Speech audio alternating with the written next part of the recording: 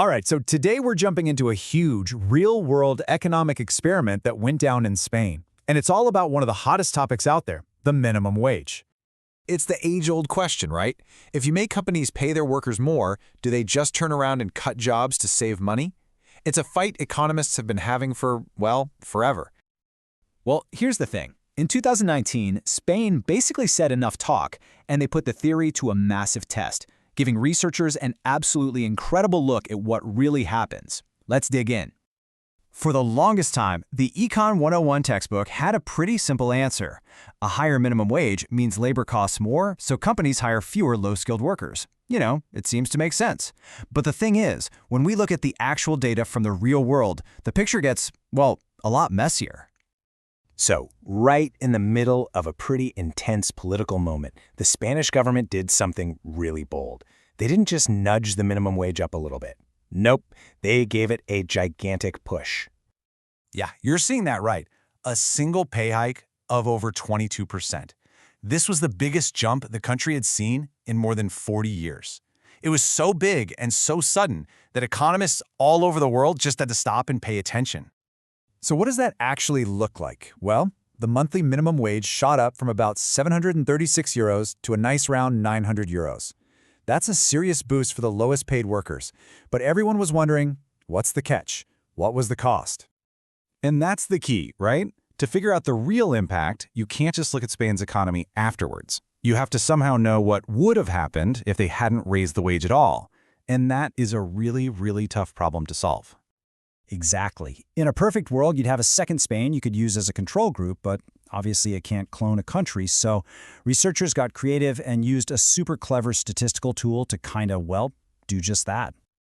Okay, this sounds super complicated, but the idea is actually really cool. It's called the synthetic control method. Basically, you build a virtual, untouched version of your subject, in this case Spain, by mashing together data from a bunch of other similar places. Think of it like this. They built a synthetic Spain. It's a data clone. By carefully mixing and matching economic data from other European countries that didn't have a giant wage hike, they created this perfect what-if scenario. This clone shows us what would have probably happened to Spain's economy if nothing had changed. So, this was the moment of truth. What did they find when they compared the real Spain to the synthetic one? Did that huge 22% increase crash the job market for the most vulnerable workers, like the old theory predicted? The answer, when you look at the big picture, was a pretty shocking no. The study found no real evidence of a major hit to jobs. That big wave of unemployment everyone was so worried about, it just didn't happen. And the evidence was just plain striking. When you put the employment rates for real Spain and synthetic Spain on a chart, the two lines move almost perfectly in sync. Not just before the wage hike, but critically after it too. There was no big split, no catastrophic drop in jobs. It was wild. But hold on, that's not the end of the story. I mean, that economic pressure from a 22% wage hike had to go somewhere. If companies weren't cutting jobs, what were they doing instead? And it turns out the answer was inflation. Businesses, especially ones that rely heavily on labor, seem to have passed those higher wage costs directly on to us, the consumers.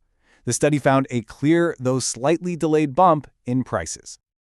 And these price hikes weren't across the board. They were really concentrated in a few specific areas. We're talking services, processed foods, and industrial goods.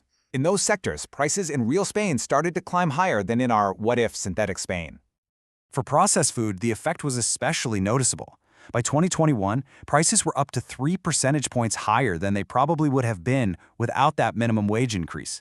That's a real difference you'd absolutely feel at the checkout counter. So, what's the big takeaway from all this? Well, the study shows a really complex trade-off. It's not as simple as just jobs versus wages. So it really wasn't a simple win or a simple loss. On the one hand, a ton of workers got a raise, and it didn't sink the overall job market. But on the other hand, everybody, including those workers, had to pay more for certain things. It's this complexity that the researchers themselves really emphasize. Now, this is a really crucial point. While this study's big picture view didn't see major job losses, other studies that looked at super detailed data on individual workers, well, they did find a small but real increased risk of job loss, somewhere between about 0.5% and 1.7%.